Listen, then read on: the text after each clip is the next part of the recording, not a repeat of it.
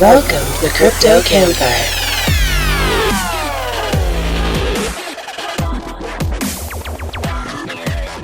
One of them's a Dorothy, and the other's a total Blanche. Mitch and the Professor. Featuring special guest, Bitcoin Ben. Hey guys, welcome back to another episode of the Crypto Campfire podcast. This is the Professor. And Mitch. Today we've got Bitcoin Ben on the show with us. Ben is a cryptocurrency guru and a freedom lover and has absolutely no end to his energy. Before we start talking to Ben, let's go ahead and grab the crypto news from the Crypto Gent. Hello Crypto Campfire listeners and welcome to the cryptocurrency news in a flash with the Crypto Gent. Polish exchange shuts down and disappears with customer funds. Some users say they had $16,000 in their CoinRoom accounts before the company upped and ran with it all. G20 finance leaders ask global regulators to consider multilateral response to crypto. Crypto exchange Bittrex to block US users from trading in 32 different cryptocurrencies. Vice crypto rating downgrades EOS due to the centralization concerns. That's been the cryptocurrency news in a flash with the Crypto Gent. Back to you, Professor. Thanks, Crypto Gent. All right, Ben, why don't you go ahead and tell us a little bit about what you're doing in the crypto space and what your goals are?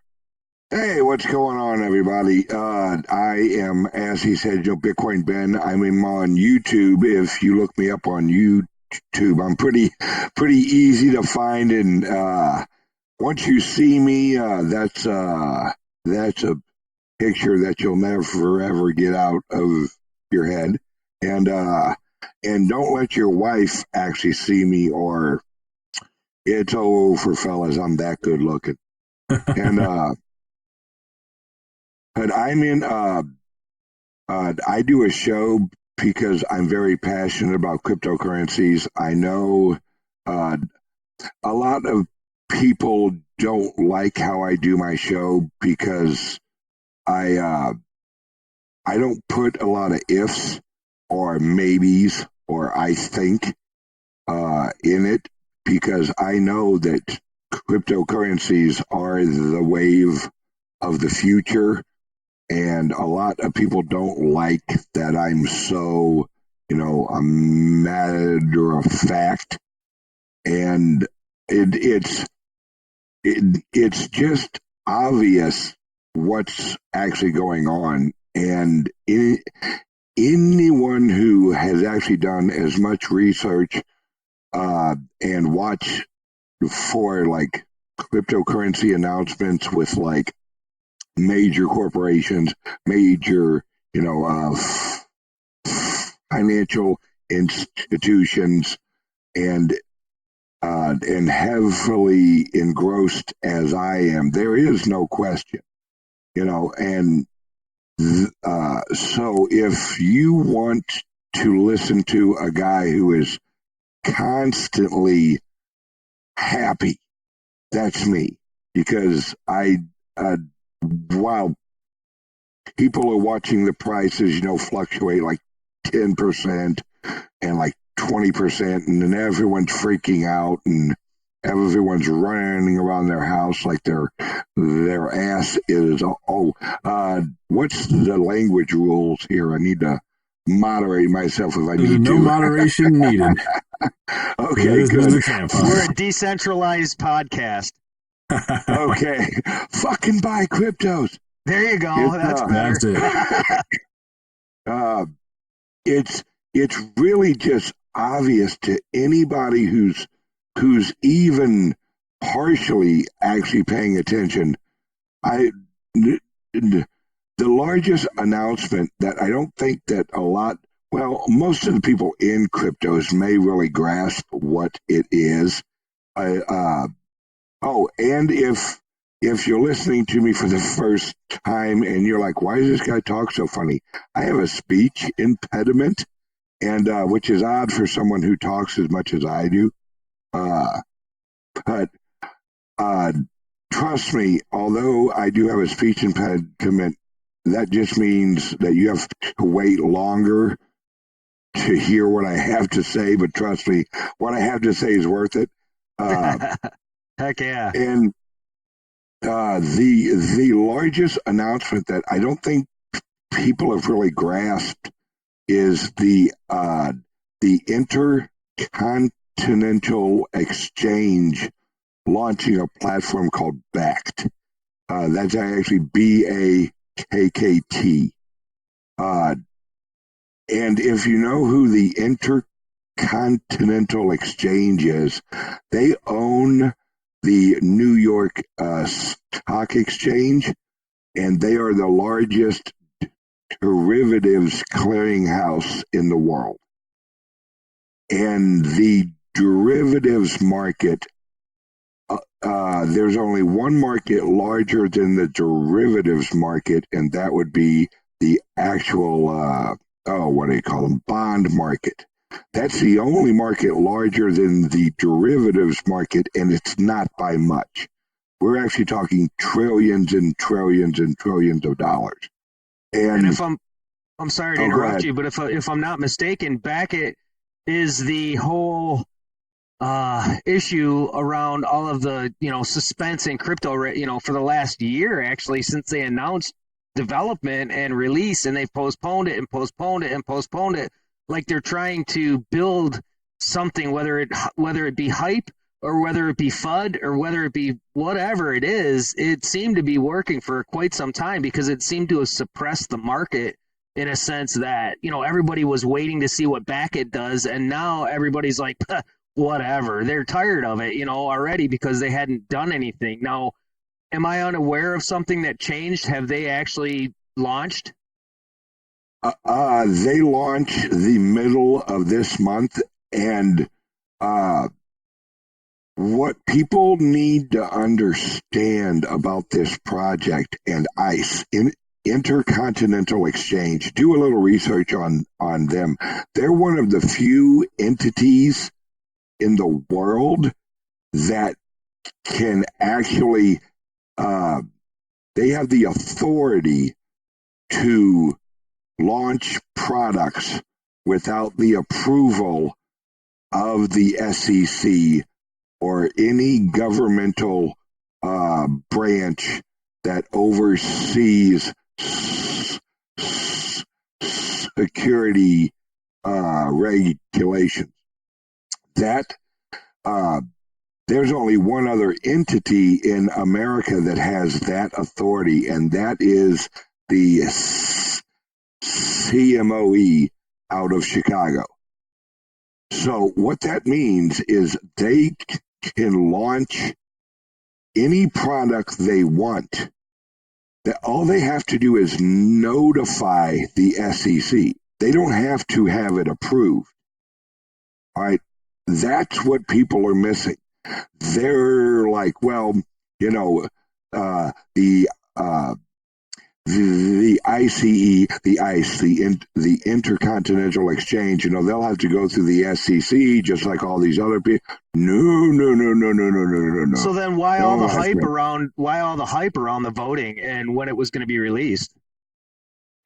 Because they were actually in the process of creating the structure. This is part of what people don't grasp about how large this is. When you're a clearinghouse, you have multiple structures to, all right, I'm going to have to break this down, and you might want to crack open your laptop and kind of follow along because it's a large structure that once you get it, you're basically going to drain your bank account of all friggin' fiat and pour into cryptocurrencies. Who isn't doing that already that's probably listening to this right now? I mean, seriously. Oh, you're absolutely. We are balls friggin' deep. We're all like, all right, I found a quarter in my friggin' couch cushion. How do I roll this into Coinbase? Exactly. With Coinstar. Yeah, it's like, damn it, they won't let me buy a nickel worth of Litecoin. Need to put a quarter slot in your computer. Yeah, no doubt. I'm working on that right now. Thanks for that. I bet you are. Just add tokens and it goes to credits to whatever site you're watching. That would be awesome. Hell yeah. I also accept Chuck E. Cheese tokens. There you go. Hey, we might as well, because I put more faith in a Chuck E. Cheese token than I do like the Venezuelan currency. It'll always be worth 1/4 of a skee ball game. Exactly. Proof of game. Exactly. But all right. So ICE, the Intercontinental Exchange, is a derivatives clearinghouse. What that means is they resolve and they sell derivatives. Now, when they do that, they have a structure actually built around them that is made to take that liquidity out of a derivative and into another currency or into another security or into another commodity. That's what they do. They transfer purchasing power. That's all a clearinghouse does. So if you understand that the largest derivatives clearinghouse in the world is opening up a cryptocurrency exchange, you understand that they are creating another NASDAQ to flood cryptocurrency with the hyperinflation that has been pushed into the derivatives market. The derivatives market is housing loans. It's auto loans. It's oil-backed securities. It's every other market in the world that has absorbed the inflation of the U.S. dollar was absorbed into these derivatives. And ICE and the leaders of ICE, who, if you know who's on their board of directors, you'll start to see why they're doing this. Because these people and the people they're associated with, their number one goal is to retain purchasing power. They don't care what currency it's in. They don't care if it's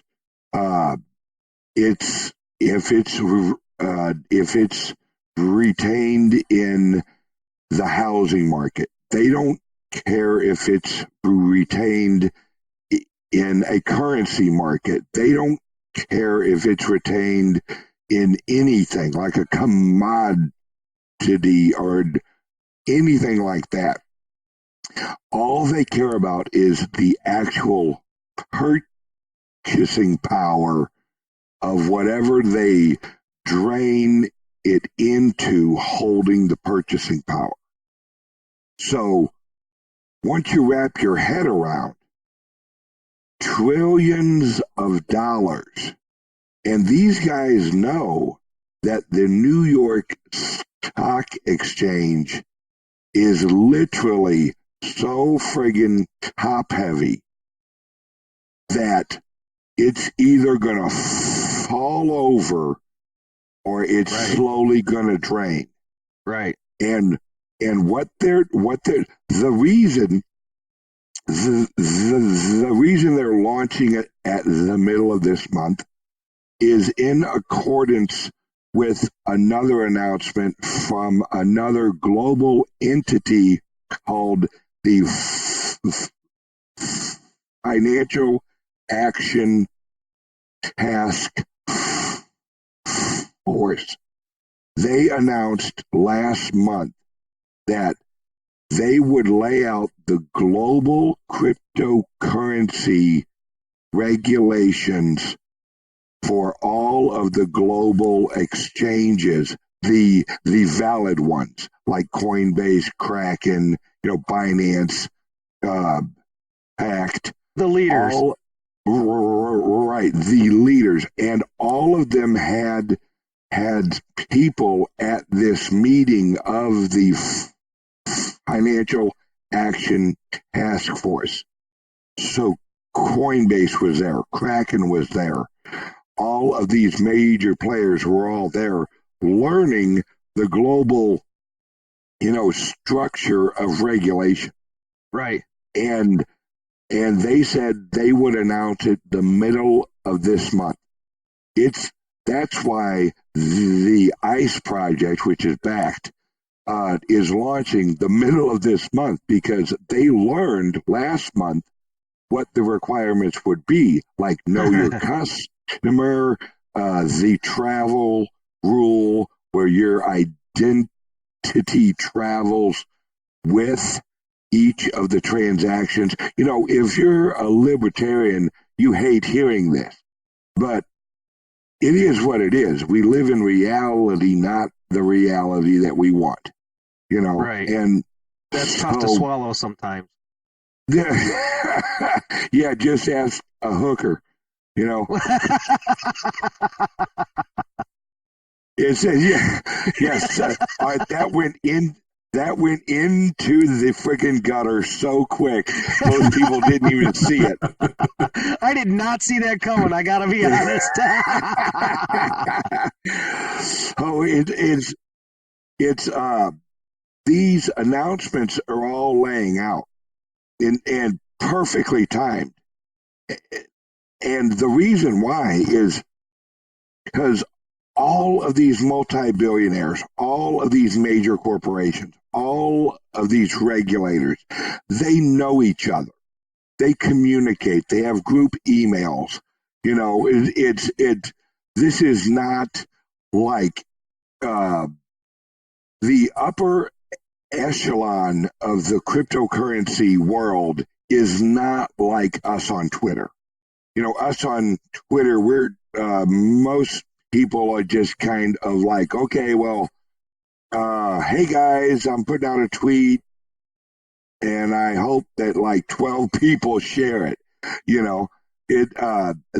are the people that set the rule of the global exchanges, which in turn, if you understand legal structure, which in turn actually sets the rules of contracts, and corporations actually deal in contracts.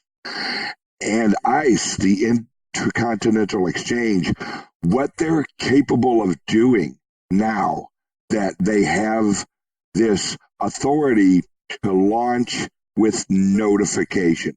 That's basically what they do. They notify the SEC that they're launching this product on this actual date. Now, let me ask you this on that same topic. When it comes to structure, as you so put it, and does it not, I guess it's challenging because so many people look at decentralization as 100% free for all, do what you want. This is our gig, blah, blah, blah. And in reality, you can't have that, or it would just become such a combobulated mess that people wouldn't know which end was up. I mean, you have to have some kind of structure.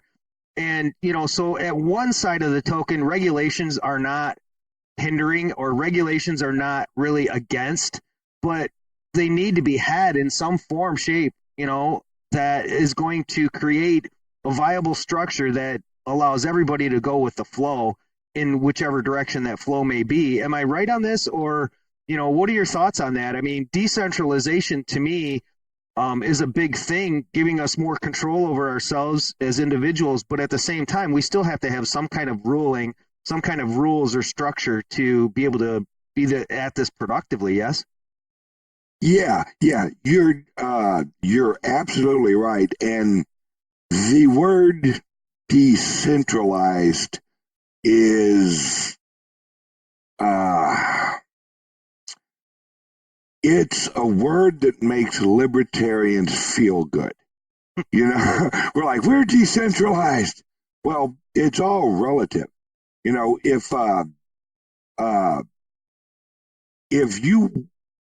If if you look at it from a helicopter view, your the whole world is centralized if you're looking at it from the point of view of the whole galaxy.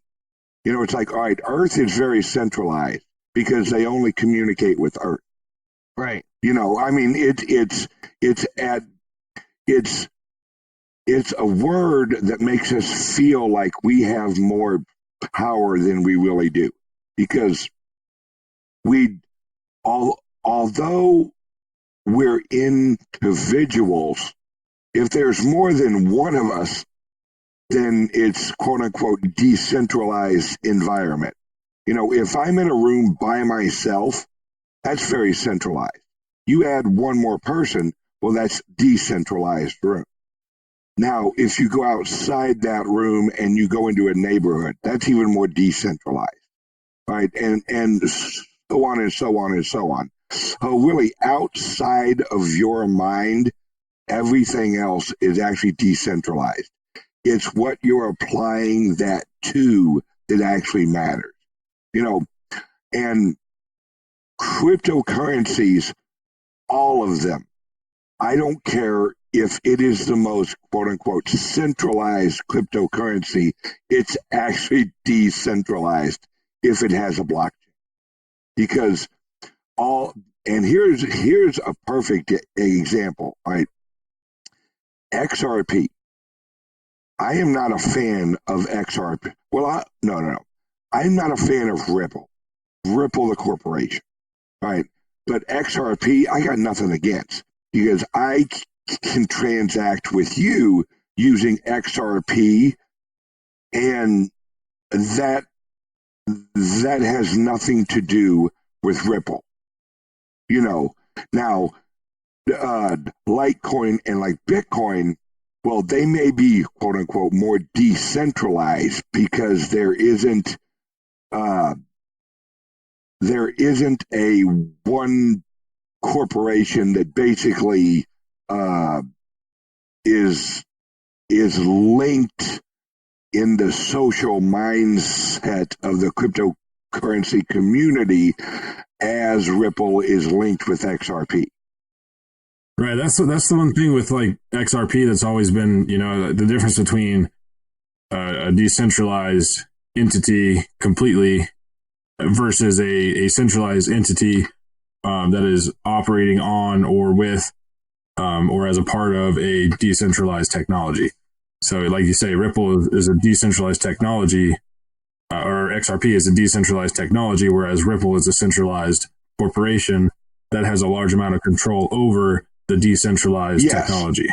Right. Yeah, absolutely. It's if you hate XRP because of Ripple, then you should hate Litecoin because of Coinbase. True. Because they hold a shit ton of Litecoin. You can love ice cream, and you can hate Walmart. But you can get ice cream at Walmart. It's where you choose to actually receive your product. If you like XRP, but you'll never go through Ripple, then Ripple means nothing to you. The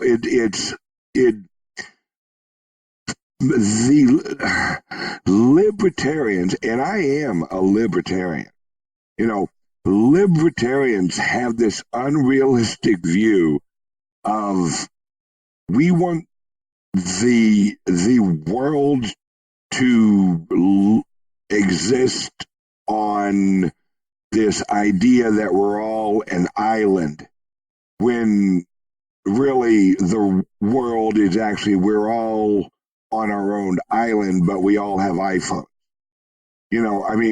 Yeah, we are ourselves, but we communicate in collectives that we agree with. It's like, I'm a libertarian, and look at me, I'm a member of this libertarian group. well, then you're actually in a centralized group of libertarians. I mean, it's this illusion that we choose to label ourselves as one thing, and in reality, we're actually part of and creating what we say we hate. It's all perspective. It's about like there's so much different perspective there. Regardless, based on your opinion. So, like for example, in India, they're trying to pass that law for 10 years of jail time. Like, I mean, it's all perspective. They're threatened by it, and so their perspective is negative on it, and so they want to outlaw it and control it. Whereas, us obviously we have a different perspective, and we are embracing it because we know what it can bring in the future. And so, what are your thoughts on what India is doing there? That's a joke. That's an absolute joke. Because they're relying on the illusion of authority. All right. Absolutely. And this is a libertarian thing. I mean, it's all right. A law is somebody's opinion written down on paper, and then a bunch of other people in the same room nodding their head that they agree with that person's opinion. That's what a law is. And just because a group of people who were sitting in a room wrote down some words on a piece of paper doesn't mean that in reality, as soon as they pass that law, that everyone who owns cryptocurrency is magically going to disappear and then reappear in a jail cell. All right. It's all an illusion of authority. And it's exactly why you can't outlaw marijuana in America. They're like, we're going to have a war on drugs. Oh, really? Well, you might as well have a war on the bad guy in my dream last night who robbed me. Yep. That's just it. Yeah, it's like you can make people think that they're going to get in trouble, and the majority will follow because they don't think for themselves, it seems like. And so you could do that. Even if you can't enforce something, if you make that law, then there's going to be that section of people that just they don't stand up for themselves or whatever it is. I don't know what it is, but they'll just follow along complacently. And then, but the rest of us, we don't have to necessarily go along with that. If it's something you can't enforce, what are you going to do? I mean, exactly. Obviously, it is what it is. But yeah, like you say, the illusion of authority is exactly the best. But in a democratic society in which we live in, though, we chose to put those people in that position to govern our society. So, if that be the case, the only alternative is in a democratic society, anyways. Not that India has one, but that we choose to change as a society the people that we have in that position that we chose, right? I mean, sort of. I mean, except for the fact that we chose what the majority chose, rather. Obviously not all of us said these people are going to be in. Exactly. A lot of them have been in before we were even born for some of us, and so it's like, some of it you're just rolled into, and so you have this antiquated old crusty bastards, as it was put, I think, on who said that a couple podcasts ago. Right. Crusty bastards. They got the crusty bastards running the country, and it was Alon that said that. It was Alon that said crusty bastards. I'm pretty sure. Hey, I understand your argument, but my answer to that is that Hitler was elected. Right. At what point do you go, oh, okay, fuck this? We may have elected this dude, but just because they're running the show doesn't mean that they should be or should continue to be. And that's the biggest difference that needs to be understood is if you don't like the way it is, then fucking do something about it. And the biggest challenge to that is convincing everybody else within the society to think the same way. That's exactly through the same set of eyes. Yeah, it in the larger picture, create like a marketing campaign and like getting out there and doing all that. But in your daily life, you don't have to apply those laws to yourself. I mean, you can, if you want to smoke marijuana in your house, it isn't like your smoke detector recognizes marijuana smoke and then actually sends out a notification to No, but the your authority. Alexa might. Yeah. No, hey, I The wouldn't Facebook doubt smoke it, dude. detector coming next month. Yeah, that's right. Do you think your kid's smoking pot? Put this in their room. You'll know within 5 seconds. Oh, you watch this coming now. I mean, That's too funny. it could be made right now. So like, We just Yeah, say that's something bad. stupid like that, and then some guy goes, "That's genius," and runs with it, right? Oh yeah, yeah. We live in such an interesting time because if you look at humanity overall, we live in a world of what is economically referred to as creative destruction. It's where you got a horse and buggy, and then this asshole creates a car. And Yeah, right. well, I had a good thing going, and what did you do? You sit all over me, damn it. That reminds me back in high school, I used to be like obsessed with the dumb laws in all the other states. And there was one, I don't remember the state, but it was if you are driving on a road and you come across a horse and buggy, you need to pull over and disassemble your car and hide it in the bushes. It's yeah. like, I wouldn't doubt it. That sounds like something that that the government would do. Oh, yeah, right. Great. So Ben, do me a favor. Now, if you don't mind, I'd like to hear more about the Lightning Network. You made a comment in your feed that it's, you kind of think it'll replace Amazon. So can you enlighten us a little more on this, if you would? Oh yeah. The Lightning Network. I think that people, and this is not their fault. There's so much information out there that unless you're like me, where if my eyes are open, I'm learning about cryptos. It's the Lightning Network is not just an exchange of value of like currencies, like Litecoin and Bitcoin aren't going to be the only things on Lightning Network. It isn't just an exchange of currency. The Lightning Network is actually more equivalent to like Ethereum.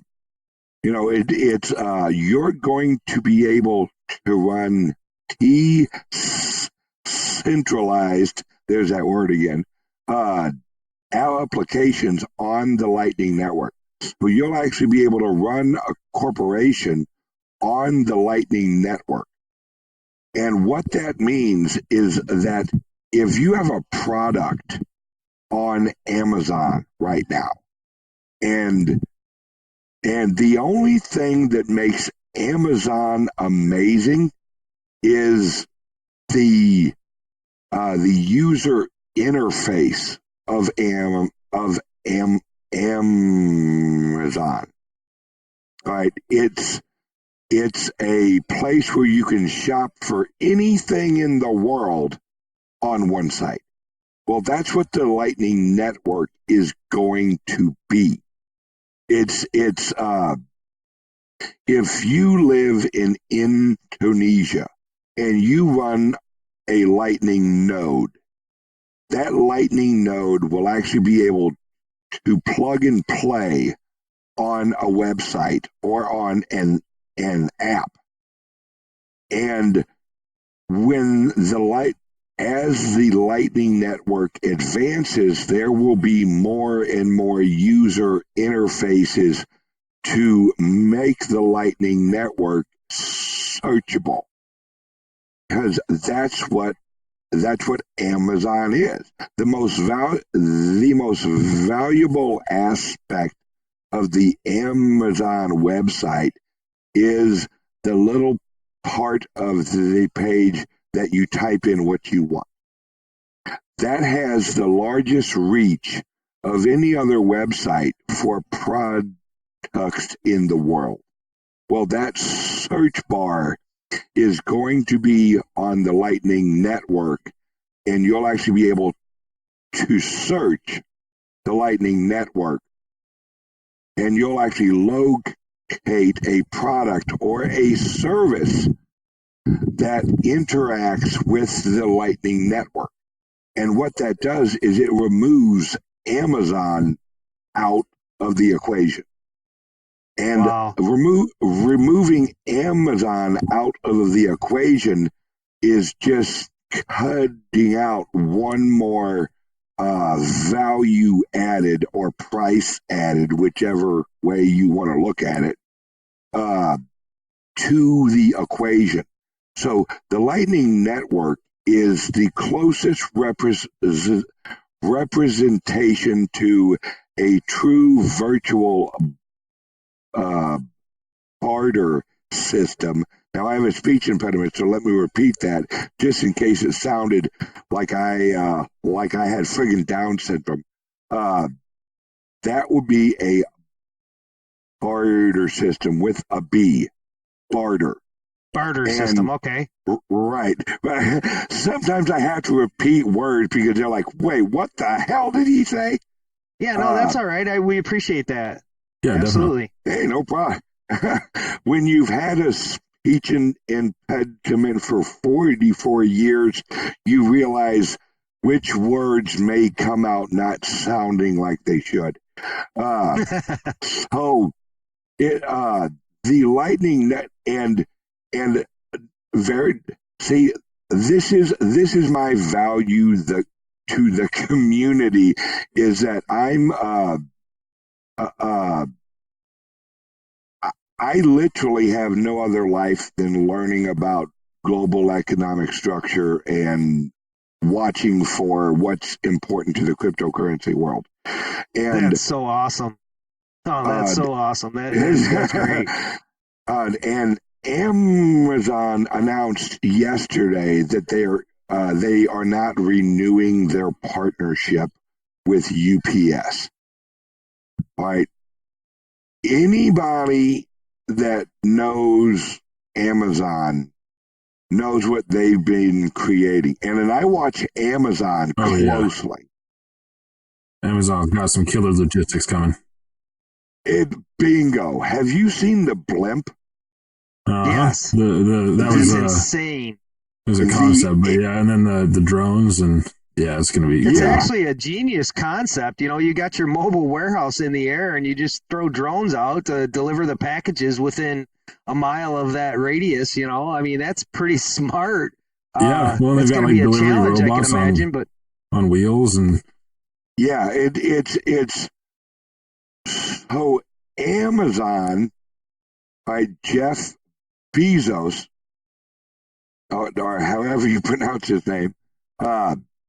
If you know his involvement with the cryptocurrency world and an entity called the Digital Currency Group, this guy knows exactly what's coming.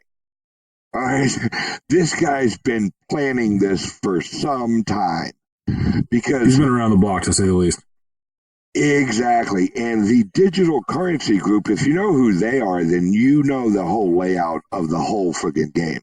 The Digital Currency Group owns Coinbase. The Digital Currency Group owns CoinDesk. The Digital Currency Group owns a large part of Ripple. The Digital Currency Group, on their board of directors, they have 3 active Federal Reserve chairman. You know, I mean, these are all the big global players of the old economic and supply chain world. And they all collect at the Digital Currency Group. And they're and who owns are who is the managing shareholder of the digital currency group? The New York City Stock Exchange. Who owns the New York City Stock Exchange? The Intercontinental Exchange. ICE. The people Right. who are launching the Bakkt program. When you That's see just huge. bingo, once you see the structure they're creating, anybody who says Bitcoin's going to zero is either retarded or just has not Misinformed. has not done their own research.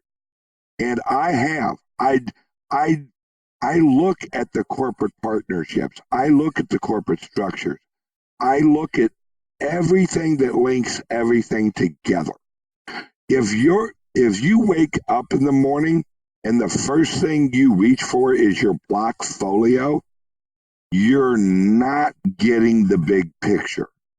The first thing I look for is any press releases from News. right in not just news, because most of the news is the digital currency group trying to manipulate the emotions of the retail market of cryptocurrency. The press releases are actually more legitimate as far as to what's really happening. Right. The press releases are, well, it actually depends on which press they come out of. Right. Press releases that CoinDesk picks up has one agenda. Press releases that Bloomberg puts out has another agenda. It's press releases by their nature has an agenda. Anybody who's communicating with you is communicating an agenda. That's what language is. All right. Oh, if you understand the structure of language and why we have language, then you understand why CoinDesk puts out certain things and don't put out other things. And if you understand Bloomberg puts out certain things and not other things, you understand the agenda. Because they're not telling you what you need to know. They're telling you what they want you to know. Exactly. It's anything in life that you read. As soon as you open that book, the first thing you should say to yourself is, what's their agenda? What's the author's agenda? And within the first couple of paragraphs, they'll give you the agenda of the actual publication, because that's their goal. Now, it's so when you read an article, because you read the headline, that will give you their agenda. You read the first paragraph, that will give you more of who's involved in the agenda. Then you read a couple of paragraphs down, you'll get more detail of the agenda, and then you read the last paragraph, and that will give you nuggets of truth that they didn't want to put in the headline. Okay, so that being said, you support the Litecoin Foundation, yes? Yes. I support the current vision of the Litecoin Foundation. Yes. Okay, cool. And then you've been into crypto for, I think you said, 6 years? Oh, God, I wish. No, I've been in cryptos like almost 4 years now. That's awesome. Ben, I just got to say this, you're astonishing. And the amount of knowledge that you've retained in in 4 years. I mean, it shows your true desire and focus on what you think is important. And I feel the same way. This show right here could go on for days. I mean, literally, we could sit here and There talk will for be more hours. of these. That's a fact. There's gonna be more of these for sure if time permits for you, sir, because we try to keep these right around an hour, and there's a couple more little things we'd like to touch on before closing. And but it's just so captivating, your knowledge and experience. It's been wonderful. I gotta say this and get that out. It's just been awesome. All right. What is our next topic? Let's hit this. You mentioned something about the Lifeline app, and how do you think that the Lifeline app will help when it comes to the spread of adoption? You're probably talking about the Life Info app that I advertise on my channel. Maybe that was it. I thought it said Lifeline. Okay. All right. When you're talking about economic structures, like I said earlier, you're basically talking about purchasing power. Always think of currencies as the human representation of labor, and that means purchasing power. What the Life app is doing is it's giving people the incentive to drain the old economic currency's purchasing power into the cryptocurrency's growth of purchasing power. Because what it does is when you use the app, if you go to Home Depot, which I went this morning and I used my Life app, and you actually purchase $100 worth of Home Depot products. The Life app gives you a discount of like 2.7%. So that's $2.70 worth of purchasing power. Now, the Life app allows you to save that money and then transfer that purchasing power out of the old economic system using the Coinbase link inside the app to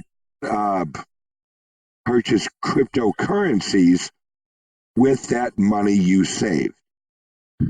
So when you understand that we're draining the old economic system of purchasing power, you understand that the Life app is encouraging people to do that.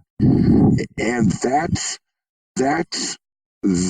what we need in the cryptocurrency world, is a financial incentive to move away from the old economic structure into the new economic currency structure of cryptocurrencies. And as more and more of these apps and platforms actually come out, and the user interfaces of these apps are more and more fluid and more user-friendly, the general public will adopt them because they'll actually go viral. And that's why I chose the Life app as one of the sponsors of my show, because when you download it, it doesn't cost you anything. When you use it, it doesn't cost you anything. You're saving money, and you're transferring that purchasing power into something that you value, which is cryptocurrencies. That's awesome. I'm definitely going to have to check that app out, for sure. Oh, it rocks. I use it all the time. Yeah, it sounds like a hell of an app, actually. I've not heard of it yet, so I'm going to get into it and check it out. So I got to ask you, if you were a pirate, what would you name your ship? If I was a pirate, what would I name my ship? That's an interesting ass question. He's good for those. I love him. Probably the SS Liberty. Nice. Because Cool. Good meaning there. Liberty, I almost chose freedom, but freedom does not mean the same thing as liberty. Liberty is inherent. Freedom is a struggle. True. Very well said.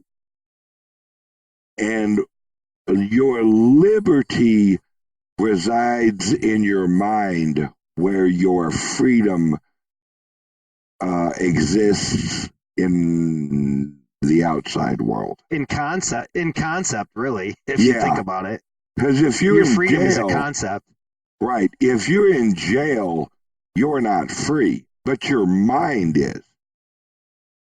Yes. It's perception for sure. That is true. Yep. Now, the Jersey meetup, Ben, you're going to be there. Am I not mistaken?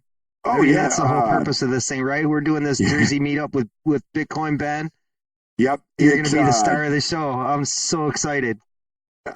It's actually one of the stops on the Bitcoin Ben Global Adoption Tour. And woohoo! Oh, I know and every one of these have been amazing because it's you get a bunch of crypto people in the same room, and it's like oh my God, it's like Twitter real life. You know, I mean, it's right. Oh, it's gonna be so awesome. It's literally like everyone had.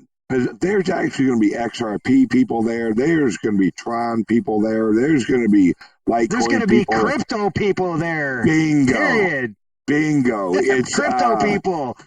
It's basically like the NFL draft of the cryptocurrency world, where every single team is represented. It's just in all honesty, Ben, that's exactly how it should be. I mean, this segregation that you see, the separation of projects, this one's better than you and you're better than that, and blah blah blah.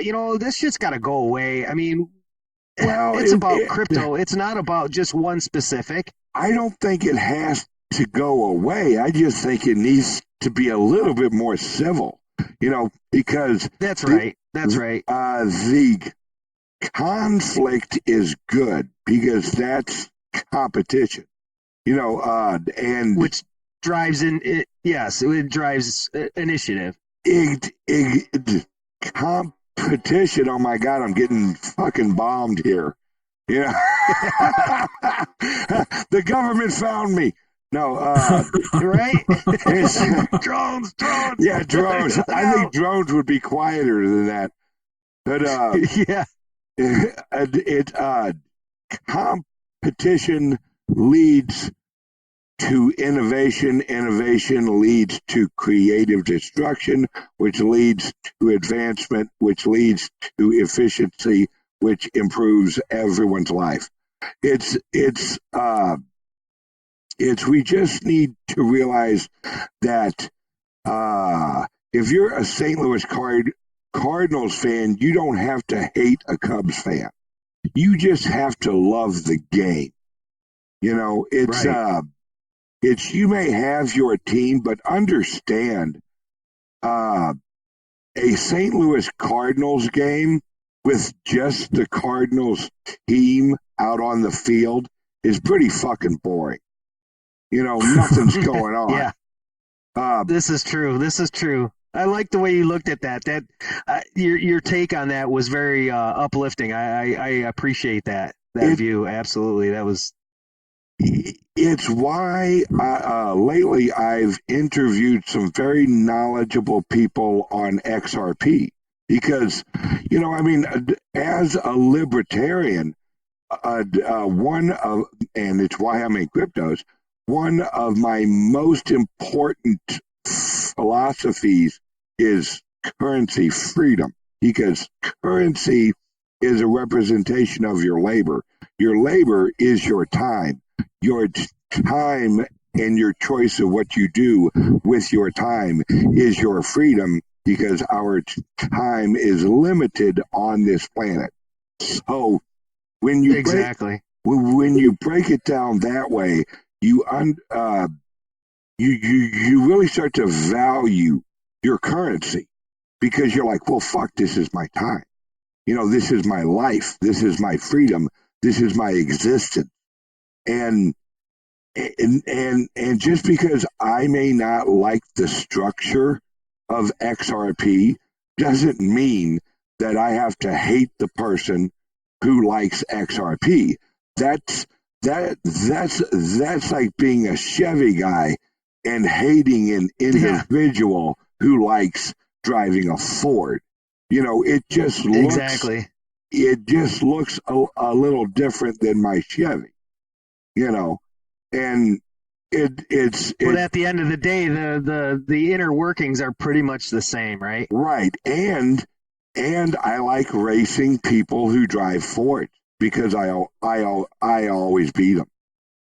It's well, you and I are definitely going to have a talk about that, sir, when I'm down in Jersey. I am so looking forward to seeing you there, Ben. And I want to say graciously, thank you so much for making this time slot for us and coming on the show.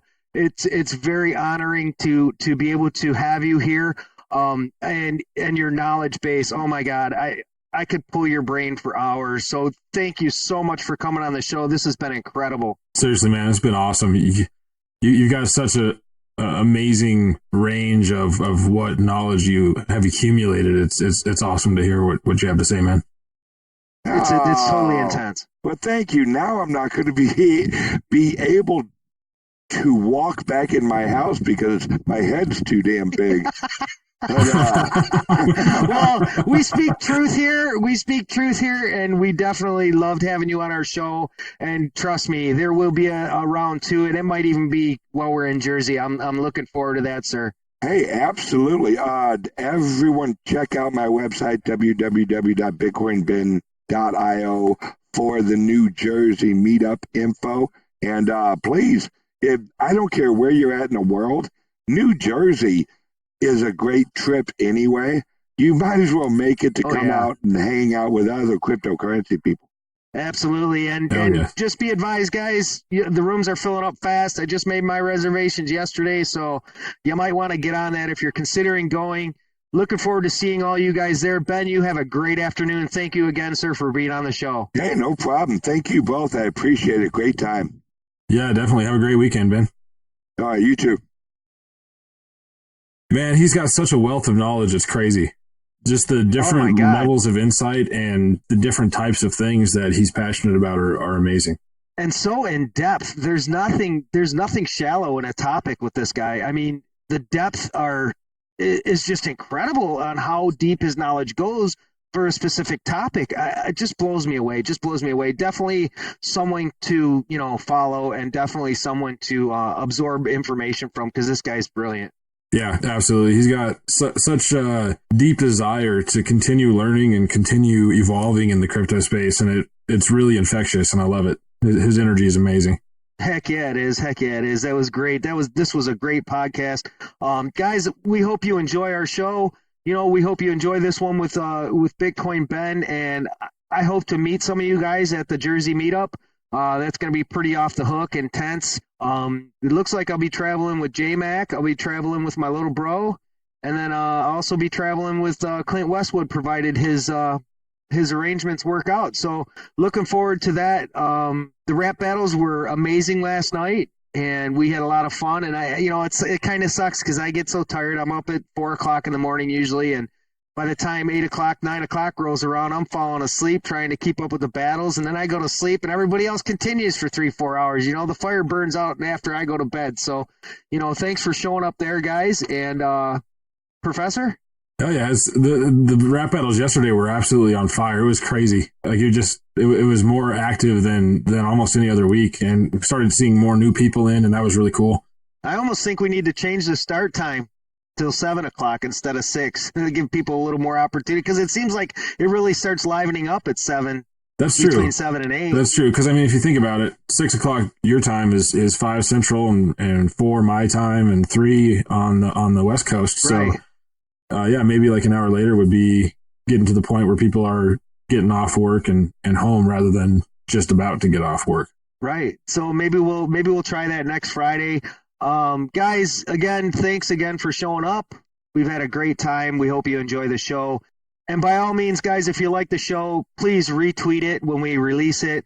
And if you feel like it, you can throw a tip log on the Crypto Campfire. You know, those tips will help us to be able to spread our adoption of cryptocurrency and, you know, kind of fund some of our endeavors when it comes to doing so.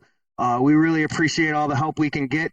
Now, on that note, we're trying to raise a little bit of funds to try and bring some new interesting things to you guys and maybe be able to get out on the road and get some live broadcasts in from across the country.